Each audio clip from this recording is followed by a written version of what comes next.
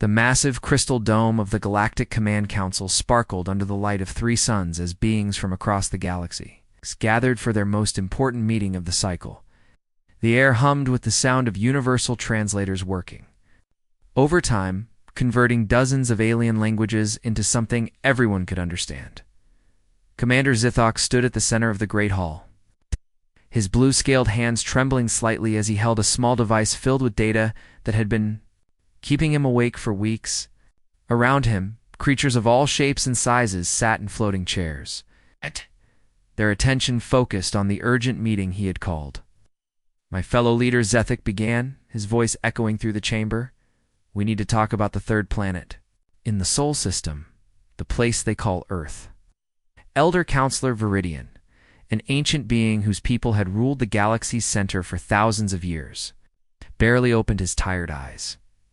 His voice was dry and bored when he spoke. "Another backward planet wants to join us? How boring." But Zithik shook his head quickly. "No, Elder. These humans are not like the others. They learn and grow faster than any species we have ever seen. In just 50 years, they went from using simple rockets to building ships that can travel faster than light. That should be impossible." Sound like laughter filled the room as dozens of alien representatives found this amusing. Ambassador Krell, a creature with 6 eyes and tentacles for arms, leaned forward in his chair. "You cannot be serious. These primitive beings could never threaten us. We have ruled space for thousands of years." Zathik touched his device, and suddenly the air above them filled with moving pictures. The images showed human soldiers in strange formations, using weapons that seemed old and new at the same time. "Look at how they fight," he said urgently. "They use both metal bullets and energy beams. Their battle plans make no sense to us, but somehow they work. Every time we try to predict what they will do, they surprise us." The images showed human ships moving in patterns that seemed random and wild, but there was something underneath the chaos that made the more careful observers feel uneasy. These humans did not fight like any civilized species should. They still shoot metal bullets at each other, laughed a representative from the mining guild. "How can beings who have not even learned to make proper plasma weapons be dangerous to us?" But Zithok was not giving up. He'd spent months studying these humans, and what he had learned frightened him. That is exactly what makes them dangerous. They do not follow the rules. When we expect them to use advanced weapons, they use simple ones. When we think they will attack from the front, they come from behind. They change their plans constantly. Holographic displays shifted to show human cities, bustling with activity and innovation. There were factories producing strange hybrid technologies, combining human creativity with bits of alien science they had somehow acquired. The humans were not just learning, they were improving everything they touched. They had been watching us, Zithik continued, his voice growing more desperate. "Our scouts have found evidence that they have been studying our technology for decades. They take our designs and make them better. They turn our own weapons against us in ways we never imagined." Elder Counselor Viridian finally opened his eyes fully and looked at the images with mild interest. "These creatures are clever, I will grant you that. But cleverness means nothing against the power of our empire. We have conquered 1,000 worlds. We have weapons that can destroy entire star systems. What can these humans do against such might?"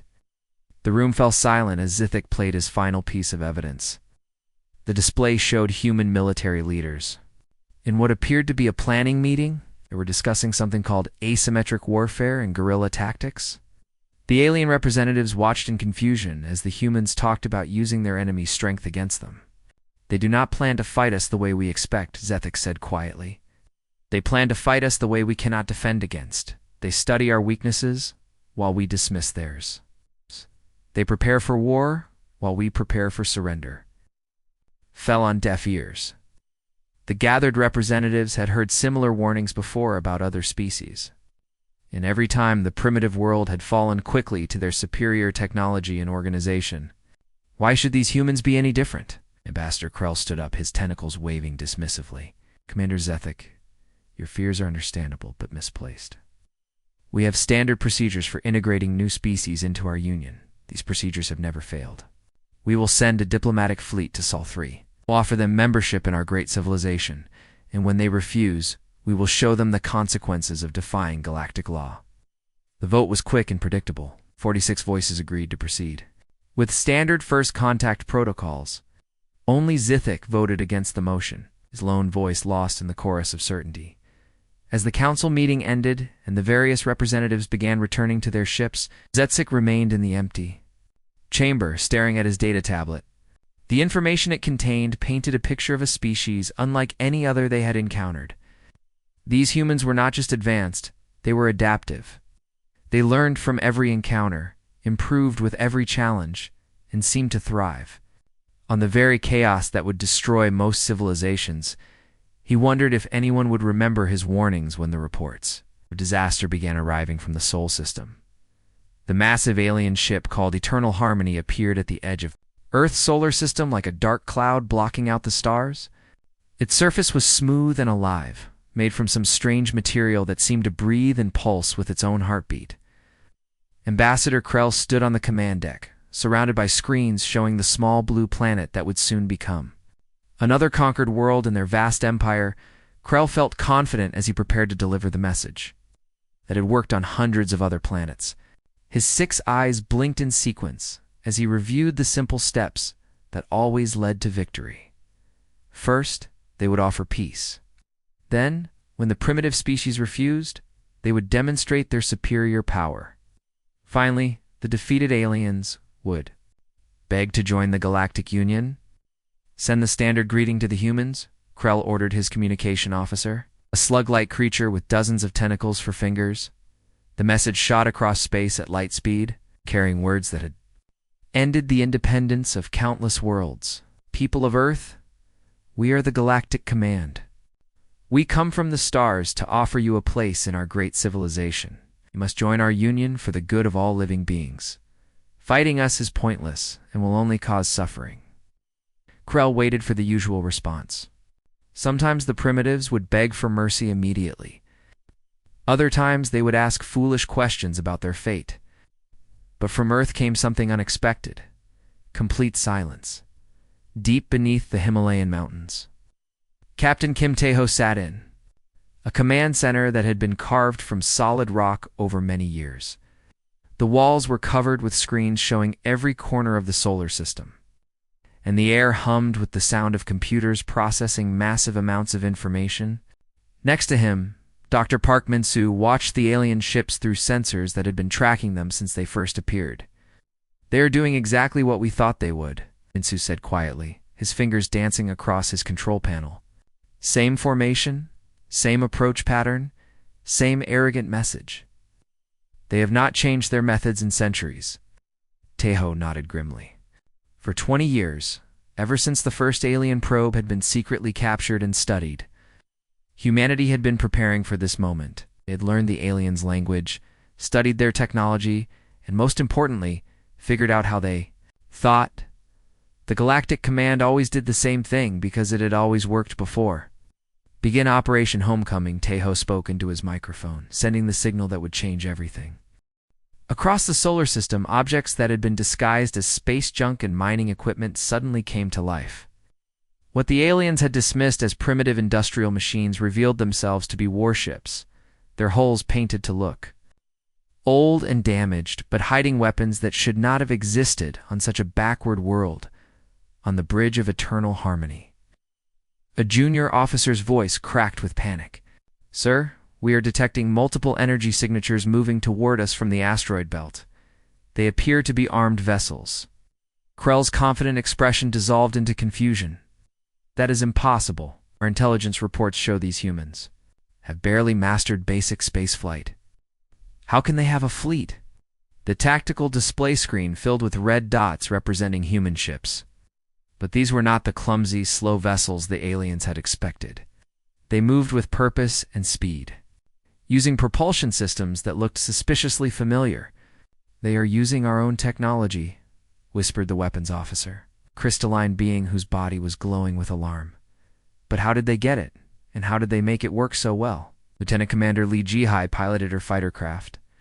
Through the asteroid field, her hands steady on controls that had been built using alien science, but improved with human ingenuity. Round her, dozens of other pilots followed her lead, their ships moving in formations that would have seemed chaotic to any civilized military force.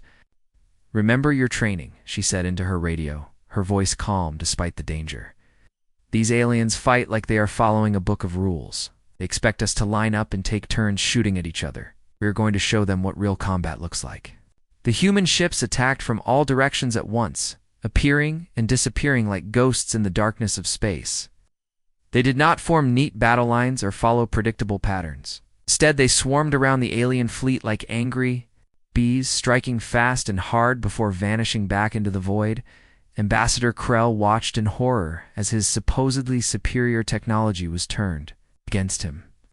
The human ships were using alien engines and weapons, but they were using them in ways that no civilized species would ever consider. They attacked from below, from above, from angles that should have been impossible. "Request immediate reinforcements," Krell ordered, but his voice was no longer confident. "These humans are not fighting like primitives. They are fighting like they know exactly what we are going to do before we do it." The battle raged for hours, with the alien fleet finding themselves outmaneuvered at every turn. They're powerful. Weapons could not hit targets that refused to stay in one place. Their advanced shields were useless against attacks that came from unexpected directions. For the first time in their long history of conquest, the Galactic Command was losing to a species they had dismissed as insignificant, as more human ships appeared from hidden bases throughout the solar system. Rel realized that this was not a desperate defense by a primitive world. This was a carefully planned trap that had been years in the making. Admiral Verthon stood in his command chamber aboard the massive battleship Galaxy's Pride, staring at numbers that made no sense. The holographic displays around him showed the wreckage of 17 of his most powerful warships, each one supposedly invincible against any primitive species. His forearms trembled as he picked up each report, reading the same impossible story over and over again.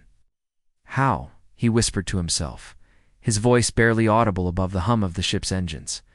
"How can creatures who still use metal bullets destroy ships that have conquered entire star systems?" The war that the Galactic Command had called a small problem was now entering its third week. And instead of the quick victory everyone had expected, Verthon found himself losing ships, faster than he could count them. The humans fought like no civilized species ever had, appearing from nowhere, striking hard, and vanishing before his forces could respond. Far below on Earth is a secret laboratory buried deep beneath the city of Seoul. Dr. Choi Sang-wook carefully lifted a small crystal that pulsed with strange alien symbols. The crystal was warm to the touch and seemed to contain the very essence of the enemy's technology. Around him, the most brilliant minds from across the planet worked day and night to understand and improve upon everything they had learned from their uninvited guests. "It is finished," Choi announced to the group of military leaders who had gathered in the underground facility. "The computer virus is ready. We have been inside their communication systems for 2 full days, and they still do not know we are there." General Yoon Do-hyun, a stern man whose hair had turned gray from years of preparing for this moment, studied the massive holographic map that showed alien ships scattered across the galaxy. Each red dot represented an enemy vessel, and there were thousands of them. But for the first time since the invasion began, he was smiling. "They think we are just defending our home world," he said quietly. "They have no idea that we have been getting ready for this war for 20 years. Ever since we found their first crashed probe, we have been learning everything we could about them. The secret had been carefully hidden from the galaxy. Time an alien scout ship had mechanical problems. Every time a probe was damaged by space debris, every time the careless Empire had lost a piece of equipment, human teams had been there to collect it. Piece by piece, circuit by circuit. Humanity had built a complete picture of their future enemies, what the aliens had dismissed as primitive human. Curiosity had actually been the greatest intelligence operation in Earth's history. Human scientists had taken alien technology and made it better, faster, and more efficient. Where the aliens had used the same designs for hundreds of years, humans had innovated and improved constantly. In the darkness of space, Captain Oh Soo-jin guided her. Ship Silent Thunder, through the void with the skill of a master artist, her vessel was completely invisible to alien sensors. Built using technology that the enemy had lost and forgotten about decades ago. Around her, a team of the most skilled soldiers Earth had ever produced, prepared for the most important mission of their lives. "Listen carefully," she whispered to her boarding party, her voice steady despite the danger ahead.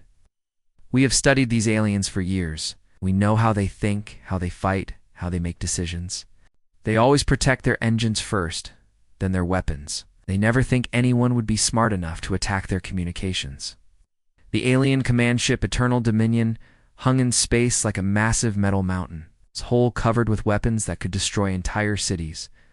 But hidden within its depths was something far more valuable than any weapon: the communication array that connected every alien ship in the fleet. Soo-jin's team moved through the alien ship like ghosts, using pathways that the enemy had forgotten existed. They had memorized every corridor, every ventilation shaft, every weakness in the ship's design. While the aliens focused on defending their most obvious targets, the humans struck at the heart of their command structure. The virus that Dr. Choi had created was a masterpiece of human ingenuity. It spread through the alien computer networks, like poison, invisible and deadly. The aliens' own overconfidence in their technology made them blind to the possibility that a primitive species could create something their own systems could not detect. As the virus took hold, chaos erupted. Throughout the alien fleet, communication systems failed, navigation computers crashed, and weapon systems turned against their own ships. What had been a coordinated military force became a scattered collection of confused and frightened vessels. Admiral Verthon watched his fleet tear itself apart as his own technology rebelled against him. Emergency alarms screamed throughout his ship, and his officers ran back and forth trying to understand what was happening. But it was too late. The trap that humanity had been setting for 20 years had finally sprung. "They knew," Verthon whispered, his voice filled with horror. "They knew we were coming. They have been preparing for this since the beginning. We did not stumble into a war. We walked into an ambush." The realization struck him like a physical blow. This was not a desperate defense by a primitive world. This was a carefully planned military operation that had been decades in the making. The humans had not just prepared to fight the Galactic Command. They had prepared to destroy it. The great fortress world of Nexus Prime had been the heart of galactic power for 1,000 years. Its massive walls stretched across entire continents, and its orbital defense platforms could destroy entire fleets with a single blast. No enemy had ever successfully attacked this world, and the aliens who lived there believed it never could be conquered. Today, that belief died as human warships appeared in the skies above the fortress like metal storms, their weapons turning the supposedly invincible defenses into burning wreckage. Admiral Bae Yoon-ji stood on the bridge of her flagship, Defiant Dawn, watching her tactical screens show the systematic destruction of everything the Galactic Command had built to protect their most important world. Round her, officers called out reports of victories that should have been impossible for any species to achieve. "Human forces have broken through the eastern defense grid," reported her communications officer. "The northern platforms are offline. Western approach is clear for landing craft." Yoonji smiled grimly as she studied the holographic display showing 17 different battles happening at once across the planet's surface. The aliens were trying to defend everywhere, which meant they were strong nowhere. Their rigid military training, which had served them well for centuries, was now their greatest weakness. "Focus all fire on their command centers," she ordered. "When their officers cannot give orders, the soldiers will not know what to do. Make them think for themselves, and they will panic." The strategy was working perfectly. Throughout the galaxy, news of human victory spread like wildfire. Species that had been neutral observers watched in amazement as the mighty Galactic Command crumbled before an enemy they had dismissed as primitive. The proud hegemony, rulers of 100 worlds, found their fleets scattered and broken, their officers unable to adapt to tactics that made no sense to their trained minds. Deep inside the alien dreadnought Eternal Conquest, Commander Jang Wusan crawled through ventilation shafts with his team of specially trained soldiers. They moved silently through the narrow passages, their breathing masks protecting them from the alien atmosphere while their modified uniforms made them invisible to the ship's sensors. "The command deck is directly above us," whispered Sergeant Nam Haijin, studying the ship's blueprints on her wrist display. "They are following standard defensive procedures, pulling all their forces back to protect their officers." Wusong nodded. He had spent years studying alien psychology, learning how their minds worked and what made them afraid. Unlike humans, who could adapt quickly to new situations, the aliens always followed the same patterns. When attacked, they retreated to predetermined positions. When confused, they waited for orders from their superiors. When their command structure was damaged, they became helpless. "They valued honor more than survival," he said quietly to his team. "They would rather die following orders than live by thinking for themselves. We're going to use that against them." The human soldiers dropped silently into the ship's corridors, their weapons ready. But instead of attacking the alien defenders directly, Wusong activated a small device that released a colorless gas into the ship's air system. The compound had been developed specifically to affect alien nervous systems, causing panic and confusion without causing permanent harm. Within minutes, the disciplined alien crew began to make mistakes. Guards abandoned their posts, officers gave contradictory orders, and the ship's defensive systems began to fail as their operators lost the ability to concentrate. On the surface of Nexus Prime, the impossible was happening. Human ground forces, wearing armor made from captured alien technology and carrying weapons that had been taken from defeated enemies, pushed deeper into the fortress complex that had never been breached. The ancient defenses designed to stop conventional attacks were useless against soldiers who specialized in doing the unexpected. The fortress walls that had stood for 1,000 years crumbled under weapons that had been turned against their creators. Defense systems that had been programmed to stop civilized armies failed to recognize the chaotic, unpredictable tactics of human soldiers, who fought like they were playing a game rather than following military doctrine.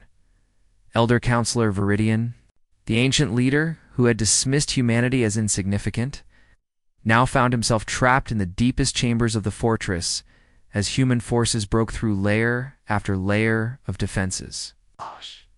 For the first time in his long life, he felt true fear. As the sounds of battle grew closer, "How is this possible?" he asked his remaining guards, his voice shaking with terror. "We have the best weapons, the strongest defenses, the most advanced technology in the galaxy. How can these primitives defeat us?" But his guards had no answers. They had been trained to fight enemies who followed the rules of civilized warfare, not creatures who seemed to delight in chaos and unpredictability. Every time they prepared for one type of attack, the humans did something completely different. The great doors of the inner sanctum exploded inward, and human soldiers poured through the opening like water through a broken dam. They moved with deadly precision, their weapons trained on the alien leaders who had once ruled half the galaxy. Viridian stared at the humans who had conquered his unconquerable fortress, and for the first time understood the terrible truth. These were not primitive beings who had gotten lucky. These were warriors who had studied their enemies for decades, learned their weaknesses, and planned their victory with the patience of hunters stalking dangerous prey. The age of galactic command supremacy was ending, and a new power was rising from the small blue planet they had so foolishly underestimated. The great throne room of the Galactic Command had witnessed the rise and fall of countless civilizations, but never had it have seen anything like this. The massive chamber, with its towering crystal pillars and floating platforms, now echoed with the sound of alien weapons clattering to the floor as the last defenders gave up their fight. Elder Counselor Viridian, whose people had ruled the galaxy for 3,000 years, sat slumped in his ornate chair, his ancient body shaking with the weight of total defeat. Around him, the leaders of dozens of alien species watched in stunned silence as their mighty empire crumbled before their eyes. Fleet Admiral Han So-young walked slowly across the polished floor toward the defeated alien leaders. Her uniform was torn and burned from months of battle, and her face showed the exhaustion of someone who had carried the weight of an entire war on her shoulders. Behind her, representatives from species across the galaxy watched history being made. "Made a mistake," Han said quietly, her voice carrying clearly through the silent chamber. "You looked at our simple weapons and thought we had simple minds. You saw our chaotic fighting style and missed the careful planning underneath. You believed your own propaganda about being superior to everyone else." The alien leaders shifted, uncomfortably in their seats. They had expected threats, demands for surrender, perhaps even execution. Instead, they were getting a lesson in military strategy from a species they had dismissed as primitive. Dr. Quan Mung-ho, an elderly man whose brilliant mind had helped design many of the weapons that had won the war, stepped forward carrying a small tablet computer. "We did not come here to replace your empire with our own," he said, his voice gentle but firm. "We came to change how the galaxy works. Your old system was based on fear and control. It stopped working the moment you met someone who refused to be afraid." The transformation that followed was unlike anything the galaxy had ever seen. Instead of simply taking over the Galactic Command's government, the humans began rebuilding it from the ground up.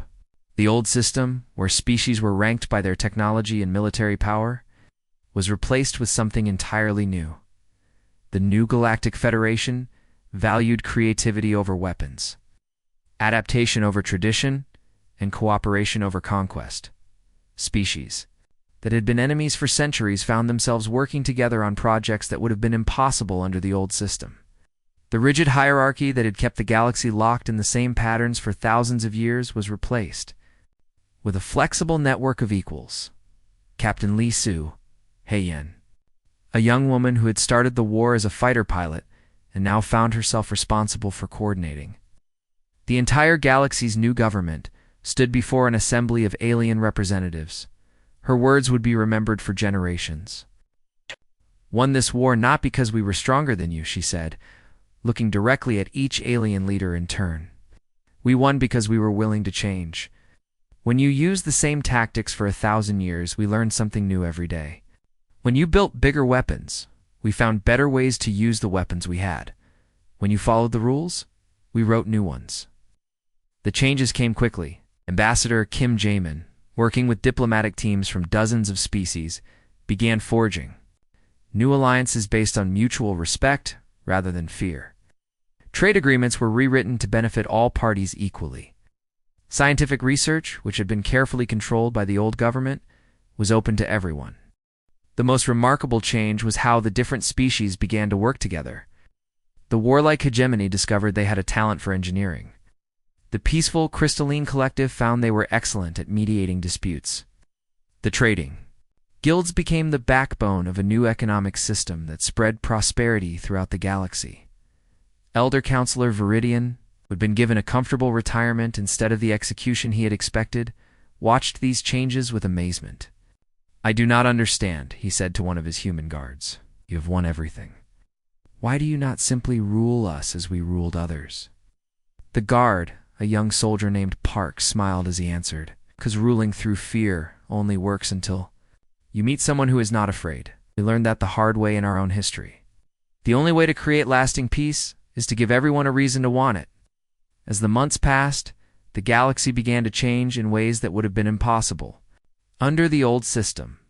New technologies emerged from the combination of different species' knowledge. Art and culture flourished as barriers between worlds disappeared. Most importantly, the constant threat of war that had hung over the galaxy for millennia began to fade. The irony was not lost on anyone who had witnessed the transformation. The species that the Galactic Command had dismissed as too primitive to matter had possessed the most advanced capability of all: the ability to learn, to grow, and to turn their greatest weakness into their greatest strength. Years later, as the new galactic government celebrated its first decade of peace and prosperity, historians would debate exactly how humanity had achieved such a complete victory. But those who had lived through the war knew the truth. Humanity had won not through superior weapons or tactics, but through their willingness to think differently about everything. The future belonged to those who dared to change.